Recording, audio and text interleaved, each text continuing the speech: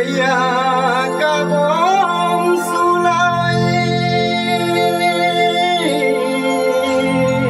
kalasin karagapo punto mane kabom sulai kalasin karagapo punto mane aromana lurasin nani goma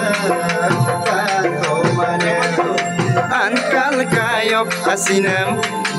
mangop ke asin dom dom dom dom ay kapukanya ang senseyo ay no yir seseyo loka yiranu nam dak dak dak dak ay lagi mo danoy